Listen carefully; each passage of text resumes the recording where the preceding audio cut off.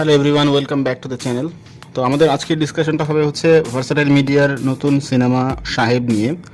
আমরা অলরেডি শুনেছিলাম যে ভার্সাটাইল মিডিয়ার জনাব আরশাদ আদনান বলেছিলেন তিনি সাহেব নামের সিনেমাটি বানাবেন, যেখানে পরিচালনায় করবেন হচ্ছে টিভি পরিচালক সাইফ চন্দন। এই সিনেমাতে প্রধান কলাকুশলী কে হবেন সেটা তখন পর্যন্ত শেয়ার করেনি, যেটা তিনি গতকালকে সবার সাথে শেয়ার করেছেন। এখানে অভিনয় করছেন হচ্ছে রাজ এবং ইথিকা পাল। আমরা রাজ সম্পর্কে জানি, রাজ বেশ কিছু ভালো সিনেমাতে অভিনয় করেছে যেগুলোর ফিনান্সিয়াল সাকসেসও ছিল, যেমন পরাণ, হাওয়া। গত ঈদেও আমরা তার বেশ কিছু সিনেমা দেখেছি, ভালো কোয়ালিটির সিনেমা। আর্থিকভাবে ততটা লাভবান না হলেও সিনেমাগুলো কিন্তু ভালো ছিল এবং সমালোচকদের অনেক প্রশংসা কুড়িয়েছে, যেমন কাজল রেখা কিংবা দেয়ালের দেশ কিংবা অমর। সবগুলো মুভির কোয়ালিটি কিন্তু আপ টু দ্য মার্ক ছিল।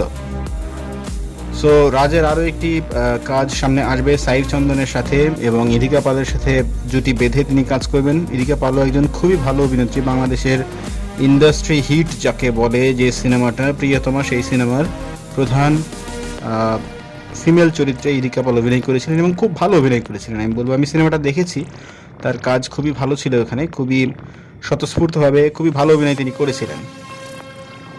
সো এই যে সাহেব সিনেমাটা হবে, এটা রিলিজ পেতে পারে আগামী বছরের রোজার ঈদে।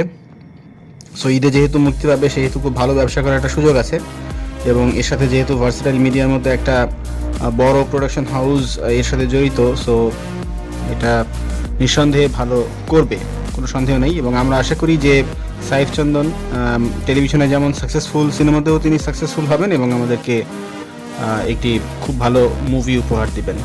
সো এই পর্যন্তই ছিল আপডেট সাহেব সিনেমার। আপনারা জানান আপনাদের অনুভূতি কেমন লাগলো এই খবরটি শুনে। আর যদি আপনি আমাদের চ্যানেলে নতুন হয়ে থাকেন তাহলে প্লিজ সাবস্ক্রাইব করুন।